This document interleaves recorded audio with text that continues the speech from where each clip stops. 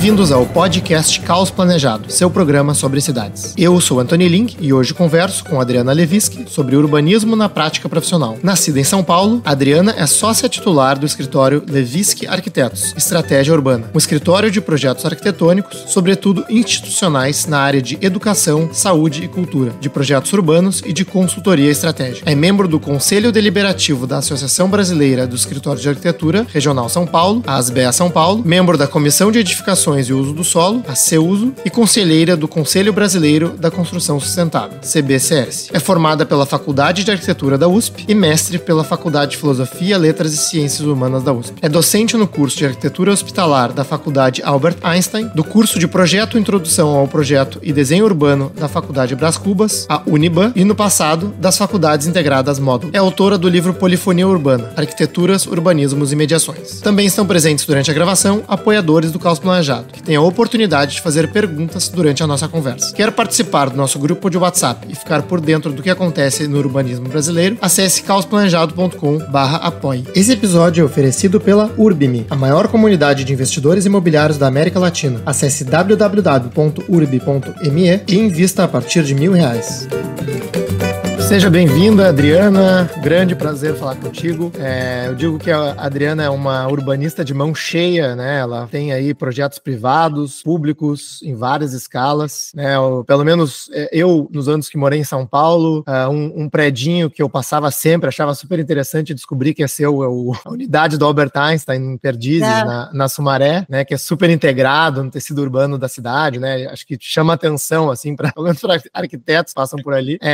E também a Praça Vitor Tivita, em Pinheiros, né? Também é um projeto da minha época de faculdade, né? Que eu lembro de ver com orgulho, né? Porque todas as referências de espaços públicos eram estrangeiras na época. E você também tem um trabalho relevante nessa questão de aprovação de projetos, né? Principalmente na cidade de São Paulo. E também outra curiosidade, né? A primeira vez que eu te conheci foi quando eu estava trabalhando no ISAI, no projeto Santos Augusta.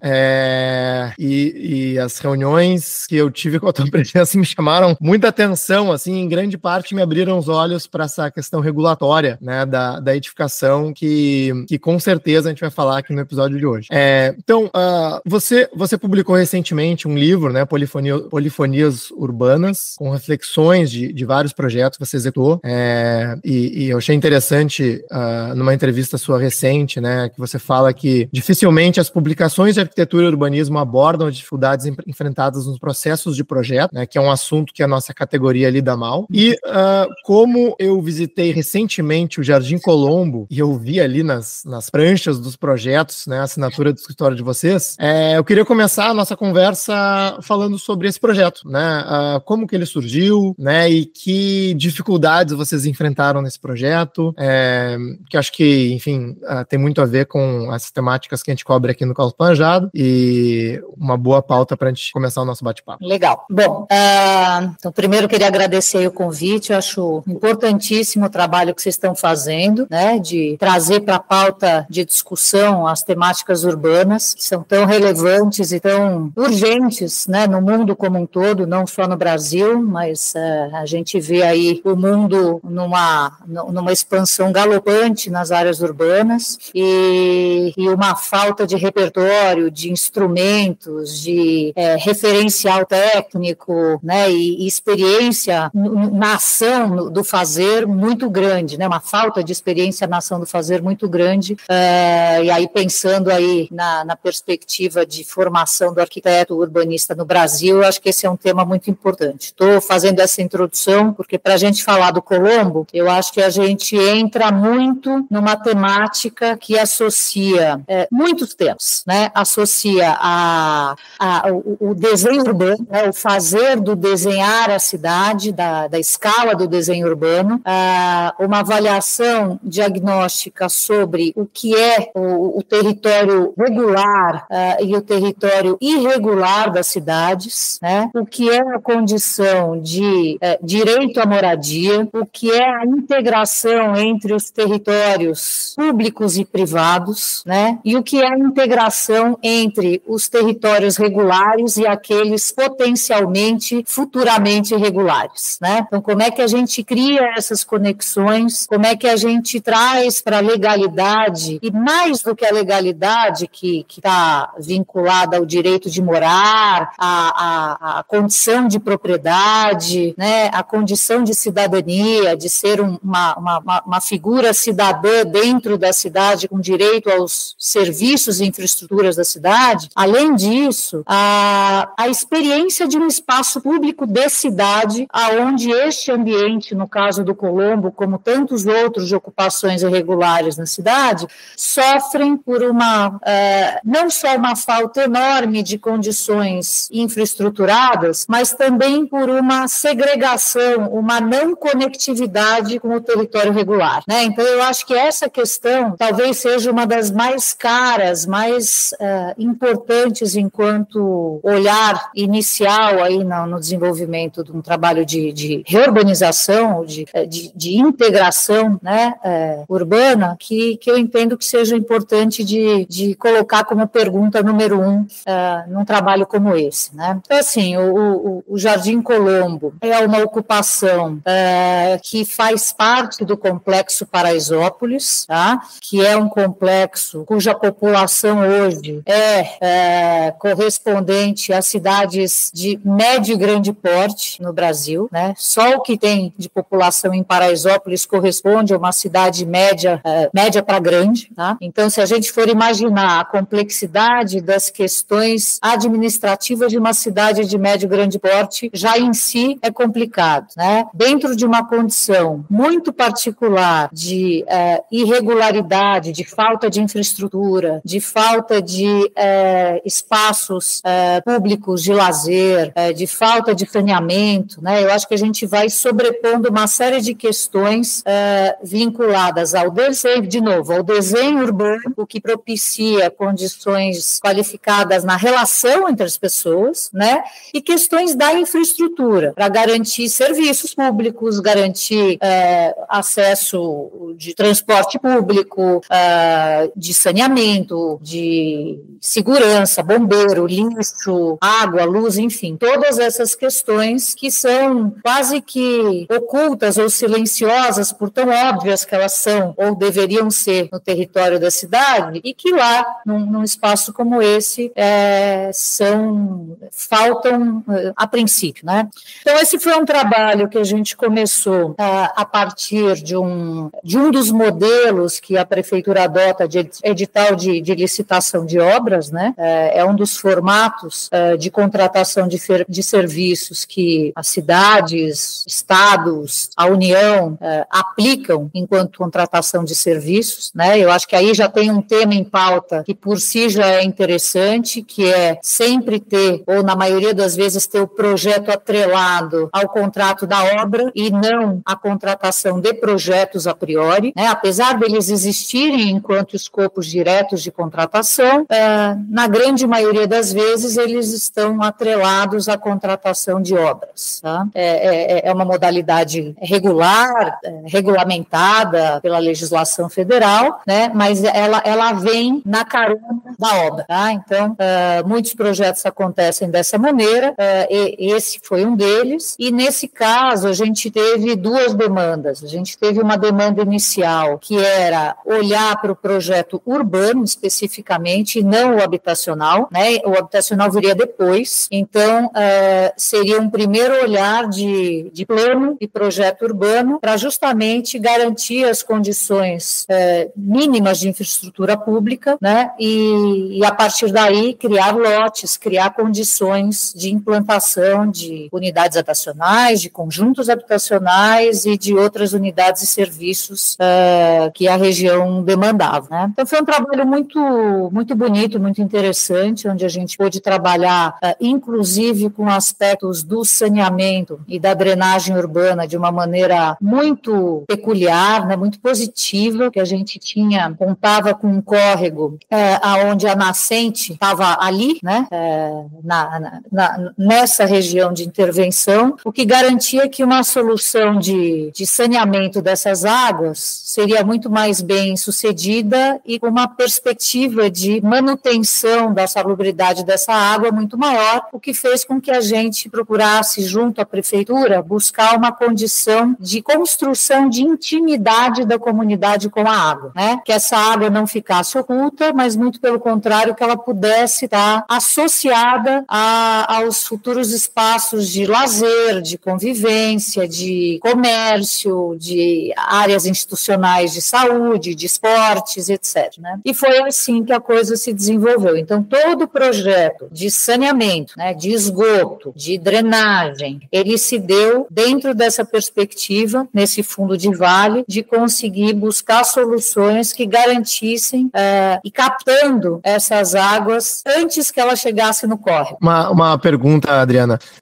Quando eu estive lá, né, me chamou a atenção, né, isso que você está dizendo, e eu estava lá com a Esther Carro, né, que inclusive é colunista aqui do Caos Planejado, e ela me explicou que em cima do córrego haviam casas, né, haviam moradores que, enfim, era uma área de risco, inclusive, né, algum risco de desabamento, inundação ali, e que essas famílias foram reassentadas para outra localidade, né. O que eu queria te perguntar, assim, em termos de processo de projeto, né, para vocês apresentarem uma proposta para o poder público, né, que tipo de, digamos assim, conversa teve com a comunidade nesse primeiro momento, se é que tinha essa abertura, né, nesse momento Sim. de projeto, e como porque assim, digamos assim, a sugestão de realocar uma família é uma decisão difícil, né, e que envolve certamente uma série de condicionantes. Como que esse tipo de, desculpa se é uma pergunta assim óbvia, né, para quem já trabalhou com esse tipo de projeto, mas assim, para quem tá, né, não está acostumado com isso, é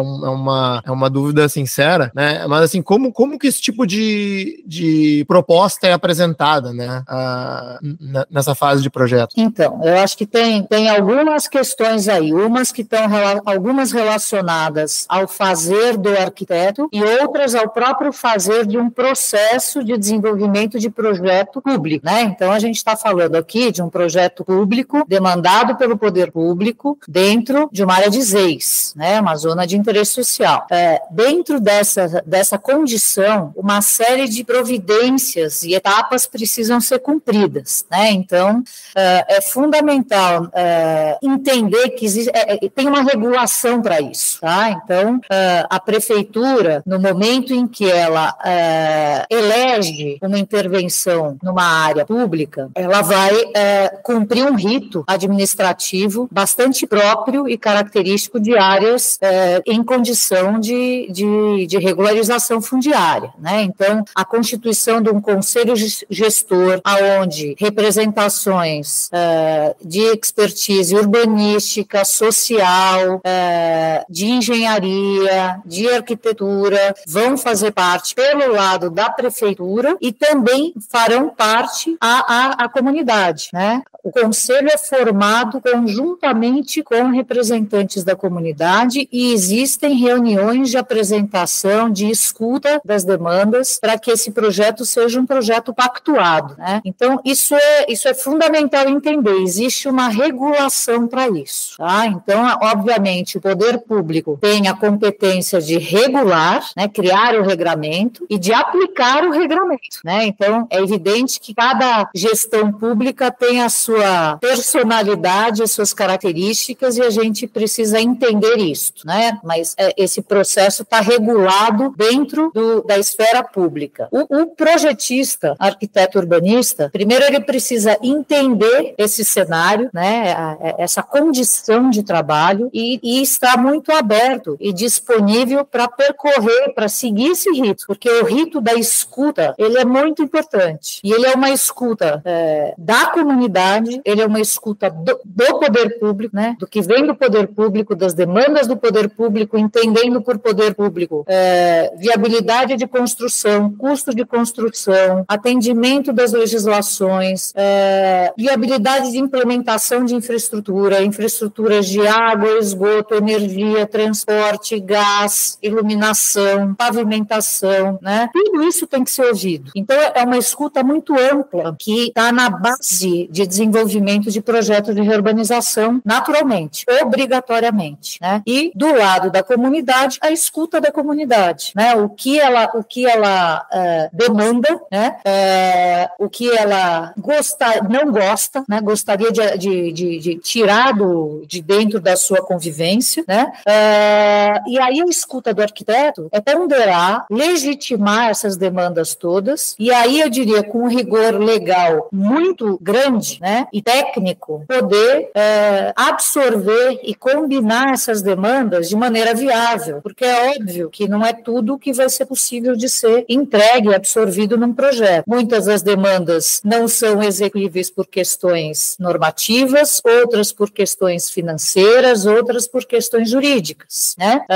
E outras por questões técnicas da composição urbana desse espaço, né? Então, é um exercício muito interessante, muito rico, né, de combinação desses elementos todos e que, em um aspecto tangível, se traduz em desenho. Em um aspecto intangível, se traduz em estratégias, em normativas, em soluções de gestão desse espaço, né? Então, é uma combinação dessas escalas e dessas esferas todas de conhecimento, né? E certamente um projeto, digamos assim, de muitos anos, né? Eu não sei quando foi esse edital inicialmente, mas, assim, tá em andamento ainda, né? Como que né? Como que é esse processo e esse acompanhamento? Então, é interessante isso, né? Quando a gente fala de projetos em espaços públicos, a gente necessariamente tem que lidar com,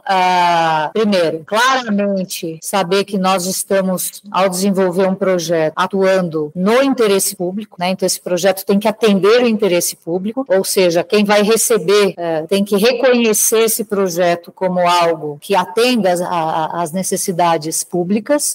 E, por outro lado, ele tem que caber no tempo, né? E aí a gente está falando de uma questão vinculada ao período de cada administração pública, né? Então, a gente tem governos que a cada 4 anos mudam, projetos que nem sempre têm o tempo de desenvolvimento e implementação que caibam dentro desse horizonte de 4 anos. Aliás, na grande maioria eles não cabem, né? E existe uma questão muito desconectada entre o interesse do realizar pela necessidade da demanda pública e o interesse político da realização desses serviços. Então, muitas vezes a gente fica, eu estou dizendo a sociedade como um todo, né, fica refém de uma dinâmica bastante nefasta, né, de como do sucesso da implementação e da celeridade de implementação desses projetos, né? Uhum. Então, por exemplo, o Colombo, ele passou por muitas gestões já, né? Eu acho que a gente já teve aí, talvez essa seja a 4ª administração. Então, a gente pode imaginar aí que teve o tempo em que o projeto foi desenvolvido, a obra contratada, a obra iniciada, aí a obra interrompida, aí muito tempo de obra interrompida, né? Com deformações, com desmontes de, inclusive, intervenções já realizadas, né, que aconteceram, e aí uma retomada do processo, que é o momento em que a gente está agora, né? Então, com editais novos no meio do caminho, com contratações novas no meio do caminho, enfim, acho que o próprio processo, né, de construção desse projeto junto a essa comunidade foi muito, muito bonito, muito interessante, né, de muito vínculo com a comunidade, com a liderança da comunidade, de apoio à comunidade em momentos em que essa escuta na comunicação com os entes públicos ficou mais fragilizada, né? Houve outras organizações que surgiram dentro da comunidade, como é o caso do próprio o próprio grupo da qual a Esther faz parte, né? E tem a sua liderança lá. A Esther começou com a gente estagiando no escritório, né? Foi assim que ela teve início a atividade de arquitetura dela, né? Ela Legal. Começou assim o trabalho dela. Depois foi através do nosso escritório que nós fizemos a aproximação dos apoiadores que vieram a construir junto com ela o Fazendinhando, né? Então foi uma ação que nasceu dentro do escritório. E aí a gente vai vendo a comunidade criando força, criando vida e novas dinâmicas, né? E as combinações dessas intervenções espaço vão acontecendo, né? Então é isso, eu acho que a gente tem aí uma missão muito complexa quando a gente fala não só em projetos de intervenção em espaço público, mas na governança e na longevidade, na manutenção desses espaços ao longo do tempo, né? Quando eles são mais dependentes de uma gestão pública e quando eles têm uma organização comunitária mais estruturada que dá conta de uma série de ações que podem cuidar de determinados aspectos, obviamente que estejam na competência deles, mas para garantir alguma qualificação, alguma qualidade comunitária nesses espaços, né? Não é todo o espaço que tem a necessidade de ser reurbanizado que possui uma comunidade bem organizada. Quando ela não tem uma liderança, é muito difícil, muito difícil de conseguir garantir uma longevidade estruturada dessa transformação no tempo, se não for o pulso forte da administração pública. Se esse pulso, por uma mudança de gestão, desaparece, a chance dessas coisas ruírem é muito grande, né? É incrível, né? Vocês, assim, esse desafio do tempo e das mudanças parece ser um dos maiores que vocês enfrentaram, né? Mas certamente toda a complexidade de um projeto como esse, né, soma-se a esse desafio, o que torna, fez assim, quase um milagre se essa obra ficar pronta, né? Mas também parece ser quase um milagre, digamos assim, um escritório reconhecido nessa área topar uma aventura dessa, né? Assim, porque e aí eu queria te fazer essa pergunta até para entrar assim nos assuntos um pouco mais quentes, digamos assim, em relação ao fazer profissional, né? De por que talvez muitos dos nossos espaços públicos e projetos públicos têm uma qualidade muito aquém do que a gente gostaria, né? E aí, enfim, puxa, né? Um escritório tem que conseguir sobreviver, digamos assim, né? E pagar as contas durante, sei lá, anos, não sei, décadas, dependendo da situação, né? E eu queria te ouvir um pouco sobre esse desafio, né? E qual que é a tua percepção sobre isso? Eu acho que assim, a gente, enquanto estrutura pública nem privada, eu vejo que a gente tenha uma organização consolidada, capaz de reconhecer e remunerar o projeto, né, dentro do que é razoável, pensando em todas as outras complexidades que compõem projetos de intervenção em área pública, né? Então, assim, eu acho que esse é um desafio que a gente tem muito grande enquanto categoria profissional, né? Seria muito importante que a gente, por exemplo, enxergasse trabalhos como esses, né, de intervenção, de reurbanização de áreas, em áreas de risco, né? Vamos colocar dentro dessa chave, como um projeto que tivesse uma remuneração condizente e equivalente a outros projetos de mercado, né? Não tem, de fato não tem, né? Então, assim, é uma ação, de certa forma, heróica ou de combinação de ações para que trabalhos como esses sejam viáveis, de fato, né? Seria muito bom que o nosso conselho profissional, por exemplo, olhasse para uma temática como essa de forma empresarial, né? Porque, na verdade, é disso que a gente precisa. A gente precisa de condições e de oportunidades para requalificação das nossas temáticas públicas dentro de uma perspectiva empresarial adequada. Existe uma distorção entre nós, e se entre nós existe, para além de nós, mais ainda, né, de como tratar as temáticas urbanas e dentre elas as de interesse social de forma empresarial como se deve, tá? Então, se é para colocar um dedo na ferida aqui, né, eu acho que a gente tem uma urgência, né, em encarar, né, as ações, né, de emergenciais aí de requalificação e de reurbanização dos espaços públicos dentro de uma perspectiva que não seja uma simples assessoria técnica de interesse social, um serviço emergencial menor, né? São projetos muito estratégicos, de grande vulto, de grande custo, de alta complexidade, né? De alto conhecimento técnico, né? Em infraestruturas. Então, precisaria ser tratado como se deve, né? Então, eu acho que tem uma provocação aqui que fica para nós, enquanto categoria profissional, que a gente deveria entender isso, enquadrar essa temática dentro dessa perspectiva, para reivindicar, para assegurar esse tipo de lugar a ser ocupado do profissional nesse tipo de atuação, né, nesse tipo de projeto. Então, acho que dentro esse gancho que tu me deu, de talvez apoio da categoria profissional, queria falar sobre o Parque das Flores.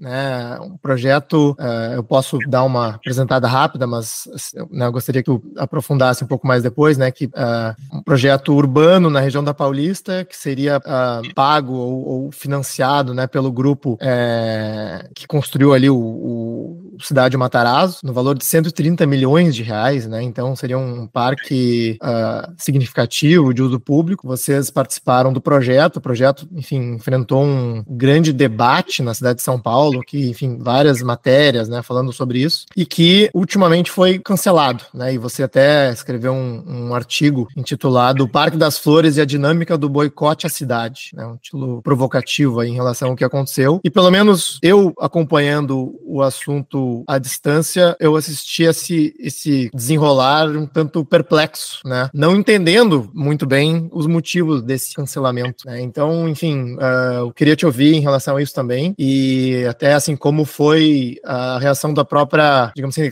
da categoria, né, em relação ao projeto. Bom, então deixa eu te atualizar um pouco sobre o desdobramento desse projeto, né? Então, assim, primeiro, esse projeto é um projeto que, dentro das possibilidades de propositura por uma organização civil, pela sociedade, para o poder público, olha, estou propondo um projeto, prefeitura, você se interessa, né? Então, dentro deste movimento possível, que é legítimo dentro da legislação federal e que uma série de municípios regulamentaram esse tipo de instrumento, né, o da manifestação de interesse, foi feito essa proposta por um ente civil. Quem propôs? Não foram os empresários do empreendimento do Cidade Matarazzo. Tem relação com o empreendimento? Tem relação com o empreendimento, mas quem propôs foi uma organização sem fins lucrativos, que já existia vinculada ao empreendimento para desenvolvimento de ações culturais, né, exposições, publicações de livros, né, e que expandiu o seu objeto social na oportunidade de poder levar para a rua, né, uma condição de levar a cultura, levar a experiência ambiental, cultural para a rua. Então, é esta entidade sem fins lucrativos que propôs esse projeto para a prefeitura. Então, isso é muito importante a gente entender, porque não é um projeto que, em si, tem uma modelagem econômica com resultado financeiro que vise lucro. Tá? O que foi proposto ali? Bom, vamos trazer condições de requalificação do espaço público, e aqui a gente está falando de ruas, calçadas, né? Logradouro público, né? Onde parte é só para pedestre, parte é compartilhada, né? Como é que a gente traz para a pauta urbana uma experiência onde a gente possa associar uma série de soluções, de tecnologias, de novas infraestruturas, de experiências em espaço público que sejam interessantes de se trabalhar e, quem sabe, se replicar na cidade, né? E qual é a grande questão aqui? É garantir um planejamento que estruture um modelo de gestão de longo prazo, né, com prestação de contas para a prefeitura e sem ônus aos cofres públicos. Então, esse era o projeto e assim foi feito e foi aprovado teve audiência pública, consulta pública, audiência pública, teve todo o rito rito, né, que se deve, teve 23 aprovações de processos administrativos em N instâncias aí da prefeitura, né, das diversas infraestruturas, água, luz, saneamento, pavimento, iluminação, paisagem urbana, trânsito, enfim, 23 aprovações, tudo aprovado, e houve, após esse rito todo, a abertura de uma ação, né, por força de associações de bairro que não tinham interesse no projeto, né? Eu acho que, bom, é porque tinha uma passagem inferior, né, que uma das alegações estava vinculada a essa passagem inferior e outras alegações não estavam necessariamente vinculadas ao projeto, né?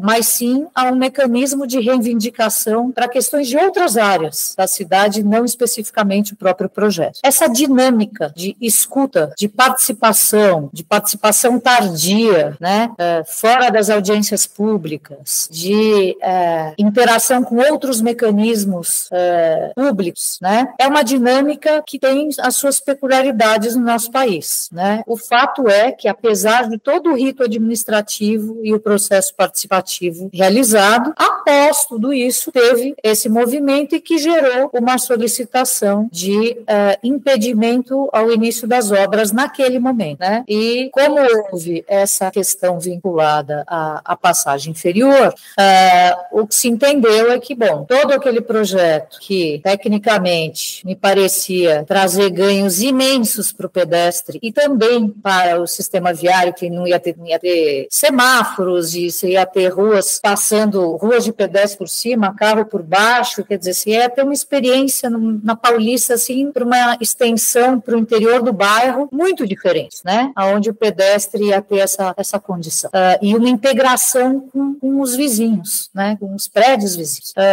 Mas isso, de alguma maneira, por alguns interlocutores que não necessariamente eram aqueles diretos lindeiros ao empreendimento, teve uma determinada voz estruturada que resultou no impedimento desse trabalho. Esse processo gerou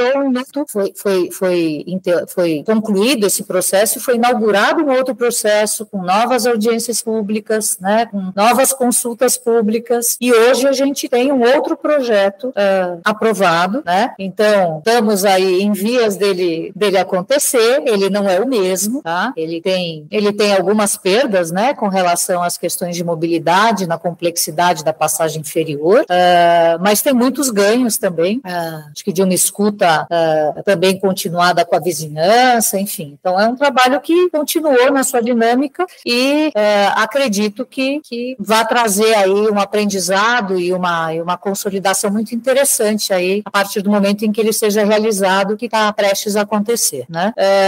Então, eu acho que, assim, aí tem várias questões, né? Eu acho que que surgem daí. Uma é a oportunidade de construir estas oportunidades de intervenção na cidade através de determinados modelos, instrumentos jurídicos urbanísticos que a gente, enquanto profissionais, pode se valer junto a uma equipe interdisciplinar e propor trabalhos como esse. Então, isso é um tema interessante de discussão entre nós, né?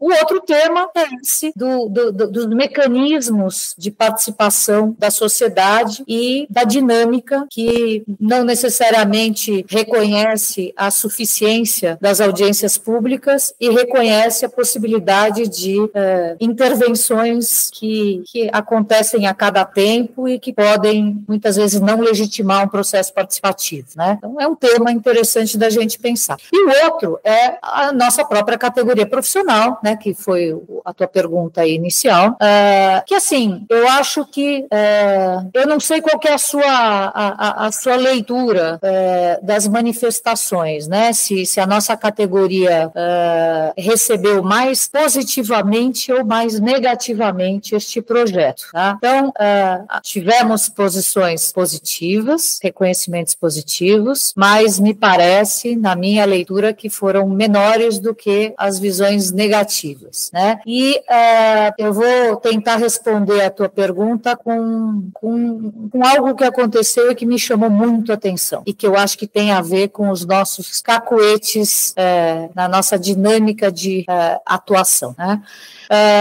Houve projeto, houve trabalho de pesquisa, de pós-graduação feito em cima desse projeto, né? Com afirmações, assim, taxativas sobre aspectos não participativos que muito me surpreenderam, né? E de colegas que responsáveis por essa tese, que nem ao menos me procuraram para perguntar sobre o projeto, né? Para extrair informações sobre o projeto. Então, eu acredito que eu esteja conseguindo te responder um pouco, né? Sobre algo que eu lamento muito, que é a nossa pouquíssima capacidade de conversar e de qualificar a nossa atividade profissional entre nós mesmos, né? Então, é algo que me preocupa bastante. Acho que, enquanto formação profissional, a academia precisa cuidar muito disso, né? Assim como as nossas entidades profissionais também, né? Acho que para a gente ter um exercício de escuta, de exposição e transparência da forma de se trabalhar, de desconfiar dos próprios dogmas, sabe, das próprias verdades absolutas que são pilares que muitas vezes são imexíveis na nossa formação, né? Entender, eu acho que a gente precisa enfrentar o tema de que a participação da sociedade, e aí é da sociedade, não é só do privado, que muitas vezes se lê como o mercado nefasto, né? Mas que a participação da sociedade civil é não só positiva, como fundamental para que as oportunidades de requalificação dos espaços públicos sejam viáveis, né? O poder público sozinho não vai fazer, não vai manter, né? Existe uma governança com uma coparticipação da sociedade que é fundamental, e coparticipação não é simplesmente chegar e falar, não gosto disso, arruma aquilo, não está sendo feito de tal maneira, eu vou fazer, eu vou arregaçar as mangas, eu vou me responsabilizar por esta ação, sim, eu sou parte responsável desta realização, né? Eu acho que esse tema que eu costumo dizer como dentro do guarda-chuva das grandes ações público-privadas, precisa deixar de ser o patinho feio da história, senão a gente não vai conseguir enfrentar as grandes questões de requalificação da cidade. Não, muito bem, muito bem. Só um comentário sobre essa questão da participação, né? A gente teve um episódio sobre isso aqui no podcast, e acho que uma das talvez visões unânimes assim entre os participantes é de que no Brasil não existe assim muitas vezes um rito muito claro em relação à participação, ou se existe, ele sempre pode ser, digamos assim, prorrogado, recorrido, né, exigido mais uma audiência, e parece que assim, para quem está insatisfeito, o rito formal nunca é suficiente, e ele sempre é flexibilizado, né? Então, assim, essa é a sensação, digamos assim, que eu tenho em relação aos processos participativos, porque aparentemente sempre pode se dizer que a participação não foi suficiente. Muitas vezes é insuficiente, né? Mas muitas vezes ela acontece e, como você falou, né? Puxa, chegou tarde, né? Assim, já aconteceu o debate, né? Não tem como ficar estendendo o debate eternamente. E não sei, né, se você também concorda com isso. Então, eu acho que vai um pouco além, concordo que eu acho que a gente tem um regramento dos processos participativos, né? Eu acho que desde o Estatuto da Cidade a gente tem, é uma lei de 2001, a gente está falando de mais de 20 anos, né? O regramento participativo, a estruturação de planos diretores nos municípios com mais de 20 mil pessoas, né? Quer dizer, a gente já teve gerações e gerações de municípios passando por esses processos com rito participativo, etc., né? É um aprendizado? Claro, é um aprendizado. Então, a sociedade precisa aprender a participar das coisas, né? Então, acho que a gente vem amadurecendo nesse sentido, e cada vez se aprimorando nisso. Agora, a qualidade da participação, eu acho que ainda é o que joga contra nós mesmos, né? Porque participar de uma audiência pública e ser uma voz reclamante é uma coisa. Participar de uma audiência pública e ser uma voz propositiva é outra, né?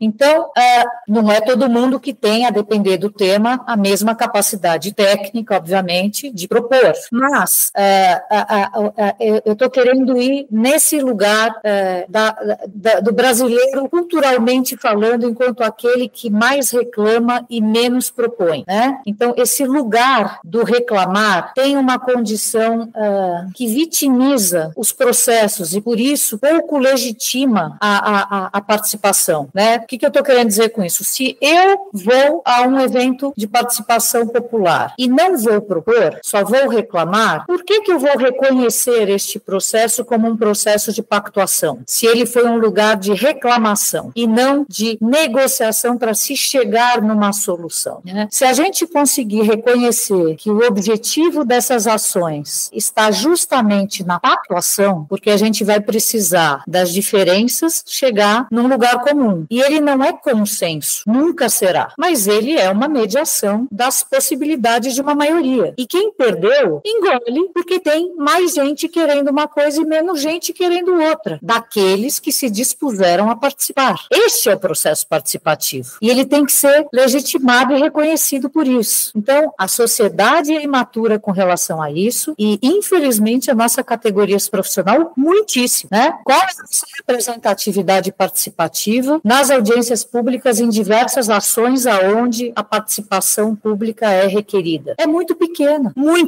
né? Então, aí vira um debate trágico, né? De apontar o dedo para problemas que existem. Isso não saiu bom, isso não foi corretamente feito, falta solução, Bom, então, cabe a nós, né? Propor e negociar, né? O exercício da negociação é o exercício mais digno de uma estrutura democrática. A gente precisa aprender a negociar legitimamente, de forma transparente. E a maioria vai levar. E quem não levar tem que saber botar a viola no saco, né? Então, eu acho que essa é a nossa... Eu vejo aí o nosso lugar. A gente está nesse lugar, né? Então, de novo, acho que a gente precisa amadurecer nesse sentido, né? Não, perfeito, Adriana. Antes de terminar, acho que o último assunto, importantíssimo assunto para a pauta do Caos Planejado, é a questão da regulação urbanística, né? Das edificações, dos lotes privados, né? Que é um assunto com o qual tu também trabalha bastante na cidade, principalmente na cidade de São Paulo, até onde eu saiba, mas pode falar um pouco mais a respeito. E, né, tentando me colocar alguns anos atrás, aquela reunião, né, onde eu te conheci do Santos Augusta, né, o que me chamou a atenção e o que me chama até hoje é, primeiro, a quantidade de especificidades regulatórias que existe para se construir qualquer coisa, assim, formalmente, né, não só numa cidade grande como São Paulo, mas em cidades do Brasil inteiro. Regras que, honestamente, assim, muitas delas parece que alguém tirou de uma cartola, né, para dizer que aquilo tem que ser daquele jeito, né? Eu saindo, talvez, recém-formado, né, com ideias de o que pode ser construído, né, vendo todas aquelas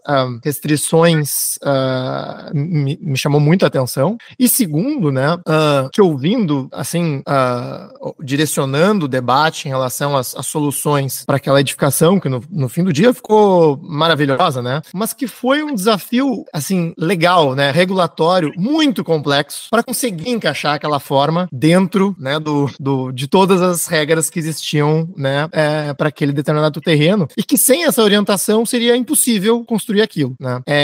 Vendo, assim, essa quase que uma necessidade de ter um conhecimento de um advogado, né? Ou, assim, um conhecimento legal e conseguir, assim, depois disso, juntar as duas coisas, né? Pegar o que está escrito e tentar navegar essas normativas e transformar aquilo num prédio, né? Num projeto. E isso é muito raro, né? É muito raro ter alguém que consegue equilibrar essas duas coisas. E eu, depois, né, lendo o seu livro e as suas entrevistas, né, eu queria ler alguns trechos aqui para os ouvintes, para a gente situar essa conversa, né? Você diz o seguinte: nossa cultura culminou em uma vasta legislação composta por regras rígidas e restritivas, com extensas dificuldades de aplicação em virtude das infinitas possibilidades de interpretação, que muitas vezes inibem as tentativas de algo novo ou diferente, simplesmente porque os caminhos de efetivação disso se colocam provavelmente longos, complexos, burocráticos, ou até e principalmente incertos, fazendo com que muita gente ache que não vale a pena o risco. E aí, em uma outra entrevista, você diz o seguinte, né? Não há condição, porém, de se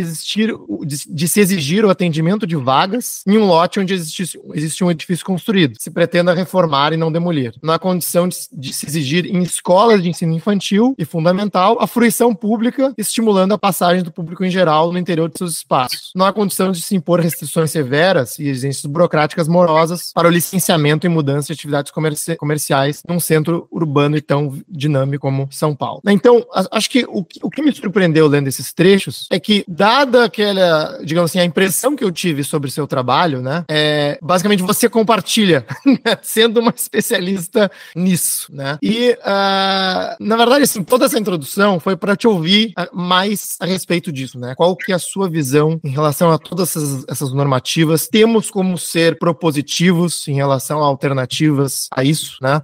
Faz sentido, né, existir essas milhares de regrinhas, né, que eu achei completamente inúteis, né?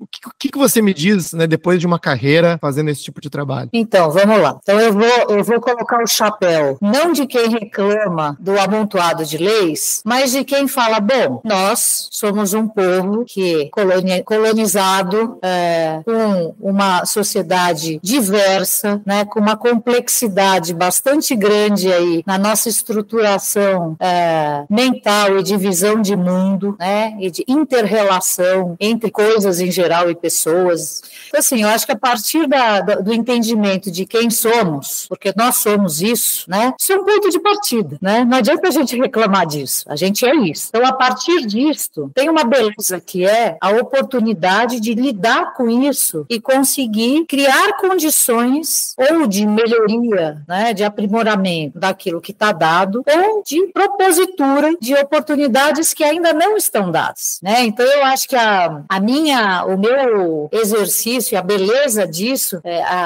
ao lidar com esse arcabouço legal enlouquecido, é justamente tirar partido disso, né? Porque ele nada mais é do que uma radiografia da nossa cultura para poder lidar com isso, né? Dançar essa dança dessa diversidade, dessa complexidade de regras e poder construir caminhos ou mudar caminhos seguindo esta lógica, né? Então, eu acho que para isso, assim, precisa ler muito e combinar muito essas legislações, né? Então, eu acho que o lugar que eu fui procurar tirar prazer nessas leituras foi exatamente disso, né? Desvendar essa tradução insólita, né? E que pode trazer muitas oportunidades, né? É um caminho muito rico de oportunidades. Então, você enxergar uma necessidade de regulamentação de um determinado instrumento que a lei criou e que pode ter uma interpretação diferente daquela que numa primeira leitura você imaginou, e que se essa regulamentação for possível através de um decreto, uma série de experiências espaciais positivas poderão acontecer, então você caminha nesse sentido e propõe isso. E muita coisa aconteceu assim, né? Então, é uma ferramenta muito poderosa de qualificação das nossas relações com a cidade, né? Eu estou falando, obviamente, das legislações urbanísticas e edilícias, né? Aquelas que são as ambientais também. Acho que são os três grandes grupos de legislações que trazem um ferramental imenso de oportunidades para a gente trabalhar. Seja para negociar a forma de combinar esses instrumentos, seja na oportunidade de propor adequações, porque tem travas, porque tem questões, porque tem problemas, e que a gente consegue, através do desenho, né, desenho do edifício, desenho da cidade, enxergar esses conflitos e propor alterações. Então, é desse exercício, isso é fantástico, é maravilhoso, né? E isso tá, assim, isso tem pautado, sim, o trabalho do escritório, né, que ele, no dia a dia, ele pode se traduzir, em muitos casos, a aprovação de projetos específicos, né, mas em outros casos ele pode se traduzir em criação, em proposta de políticas públicas, né, de políticas de oportunidade para novos desenhos de cidade, totalmente diferentes. Então, tem essas várias escalas que a gente pode usufruir dentro da nossa área de profissão, né? Não sei se eu te respondi. Vocês chegam a fazer esse tipo de... Vocês chegam, digamos assim, a entrar no debate, assim, tem uma discussão de plano diretor, de exigência de vaga de garagem, ou de código de edificações, né? Puxa, isso aqui, né, tem coisas ali dentro que a gente sabe que, né, tá extremamente defasado e nem a prefeitura sabe explicar por que tá ali, né? Constantemente. Eu acho que aí tem uma chave também que é algo importante para a gente debater entre colegas, né? Eu acho que dentro da nossa trajetória aí profissional, eu acho que perceber a importância de poder fazer trabalhos vinculados a entidades, né, da categoria profissional, e nesse caminho nós atuamos muito junto à Asbeia. Assim, na Asbeia a gente tem um grupo justamente de legislação que eu tenho aí acompanhado e coordenado esses trabalhos há mais de 20 anos. Então, sim, tem uma pauta que é a pauta trazer para o debate, para simulações, para criação de repertório, para criação de interlocução com o poder público, para criação de interlocução com o mercado, para entender que determinados aspectos e desejos não são possíveis também, né? Então, esse exercício de simulação, de interlocução e de propositura é fundamental, e a gente tem feito isso muito, muito, muito, muito incansavelmente. É fundamental a gente fazer, né? Muito bom. Eu acho que a gente está já esgotando o tema. Cada um desses assuntos parece que mereceria um episódio inteiro. Mas, enfim, eu queria deixar esse momento final, mas para tu talvez passar alguma mensagem. A gente tem muitos ouvintes que, ora, são arquitetos urbanistas, né? Alguns trabalham na área, outros não. Tem muitos ouvintes também que são de outras áreas, né? Que acompanham o site e o nosso conteúdo, né? Tanto pelo interesse em mobilidade, cidade, mas também a gente cobre bastante essa questão de impacto regulatório, né? Então, se tem algum assunto que eu não te perguntei ou que você gostaria de contribuir, seria super bem-vindo. Olha, bom, primeiro eu queria agradecer aí a oportunidade da gente conversar. Acho que a gente trazer a pauta urbana para um ambiente multidisciplinar é muito importante, né? Então, eu acho que talvez essa temática da interdisciplinaridade é algo que eu queria deixar aqui como um tema para a gente refletir um pouco, né? Enquanto metodologia de trabalho, enquanto etapas de desenvolvimento de projetos, né? Enquanto modelos e formatos de composição de escritórios e de escopos de trabalho, né? Como é que a gente olha para essa interdisciplinaridade que precisa existir para dar cabo das complexidades que existem nas demandas urbanas, né? Eu acho que essa temática é uma temática que valeria muito a pena a gente pensar para a gente aprender, porque acho que está dentro do guarda-chuva das escutas, né? Então, a gente aprender a criar ambientes mais positivos de escuta e de colaboração, né? Entre aqueles que se colocam no lugar de prestadores de serviço, agentes de serviços para a transformação da cidade, né? Ou aqueles que são agentes que de alguma maneira também são partícipes dessa transformação, mas talvez num lugar mais indireto, né? Então, como é que a gente se reconhece dentro desse universo muito plural, né, para fazer uma inteligência urbana de fato se consolidar e se garantir, e se traduzir em espaços qualificados, né? Eu acho que a gente não falou muito aqui sobre as questões de governança, né? De como é que, a partir do momento que a gente transforma, cria os mecanismos para criar oportunidade de transformação e qualificação da cidade, quais seriam os outros mecanismos para garantir que esses espaços transformados não se deteriorem e se mantenham muito bem cuidados ao longo da vida deles, né? Pensando que são gerações e gerações de pessoas que estão ali usufruindo ao longo do tempo, né? Então, acho que eu queria deixar um pouco aqui esse tema de reflexão para a gente, né? Eu acho que a gente tem uma pauta aí hoje contemporânea, né? Muito importante, que é a da perpetuação da manutenção das coisas vivas, né? E em transformação. Então, eu acho que é a gente achar, às vezes, uma coisa mais simples, né? Uma ação mais simples do ponto de vista do desenho, da arquitetura, né? Que vai ser menor, mas que vai estar associada a ações de governança muito relevantes para garantir a inclusão social, a qualidade dos espaços, a segurança dos espaços, né? Então, como é que a gente se coloca coloca dentro desse arcabouço para ter uma equação positiva dentro de uma perspectiva de longevidade. Né? Esse teu último comentário até me lembrou a própria questão da Praça Vitor Tivita, né? Que assim, não é nem público nem privado, porque no caso era privado e agora nem sei como é que tá hoje, mas um bom tempo parado. Pois é, eu acho que a Vitor Tivita é um espaço público, né, uma propriedade pública que teve a oportunidade de assinar um contrato com o privado, vamos chamar assim. Quem era esse privado? Era uma organização civil, né, que vinha no guarda-chuva primeiro da Editora Abril, mas virou uma associação de amigos da praça, com um monte de empresas pelo seu lado não lucrativo, né, sem fins lucrativos, e que, assim, eu acho que foi um aprendizado da própria prefeitura sobre os instrumentos de gestão desses espaços, né, e desses contratos de gestão dos espaços, porque não se entendia naquele primeiro momento, isso a gente está falando aí de 2007, 2008, né, não se entendia que seria possível criar contratos aonde alguma geração de recursos, né, com atividades no próprio local, seriam bem-vindos no sentido da garantia da sustentabilidade financeira deste próprio lugar, né?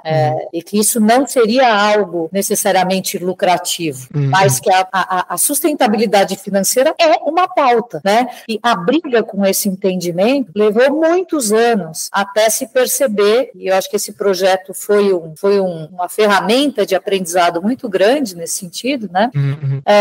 Para se entender que justamente contratos de cooperação, adoção de espaços, acordos de cooperação, termos de cooperação, enfim, uma série de modalidades de contratos, né, entre sociedade civil e poder público eram possíveis e com modelos de geração de recursos para a sustentabilidade financeira desse lugar possíveis, né?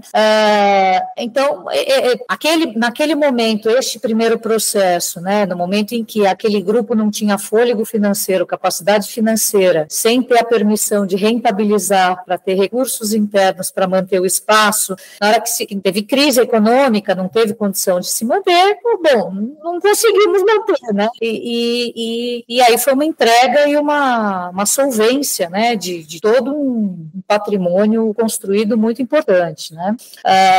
A maneira de manter o espaço pelo poder público depois que ele foi entregue gerou resultados muito negativos, né? A gente teve problemas como de apodrecimento da madeira do deck por falta de varrição, né? Então, assim, a gente precisa entender o que acontece e quais são os modelos de pactuação positiva, né? Onde a sociedade, ela não está ganhando, né? Ela não está lucrando para o quintal dela, ela está ganhando para um patrimônio coletivo, né? Então, quando a gente conseguir construir isso de uma maneira mais efetiva, a gente vai conseguir multiplicar essas ações em maior quantidade nas cidades, né? Então, o que aconteceu ali foi isso. Agora, a nova equação de adoção, né, da praça, ela vai requerer, né, uma modelagem econômica de vulto que garanta essa longevidade. Sem isso, não tem governança possível, né? Então, a gente precisa desmistificar essas questões, né, criando pautas que estão em todos os projetos que a gente falou aqui, né? É o privado querendo ganhar às custas do poder público. Se a chave for essa, infelizmente, esta sociedade que a gente está falando não está pronta para dar um pouco do seu e ganhar para si e pactuar conjuntamente dessa qualificação, né? Então, eu acho que é disso que a gente está falando. Acho que essa é a conclusão talvez mais importante aí que a gente possa levar aí para os nossos próximos debates. Muito bom, Adriana. Adorei te ouvir, conhecer melhor o teu trabalho e obrigado pela participação do podcast. Obrigada, Anthony. Sucesso, parabéns pelo trabalho de vocês e vamos continuar aí conversando. Um prazer. Nesse episódio, conversamos com Adriana Levinsky. Se você gostou desse episódio e quer ficar por dentro do que acontece no urbanismo brasileiro, apoie nosso projeto e participe do nosso grupo de WhatsApp. Acesse caosplanejado.com/apoie. A nossa edição de som é feita pelo Cristiano Botafogo. Obrigado por ouvir o podcast Caos Planejado e espero vocês no próximo episódio. Esse episódio é oferecido pela Urbime, a maior comunidade de investidores imobiliários da América Latina. Acesse www.urbi.me e invista a partir de R$1.000.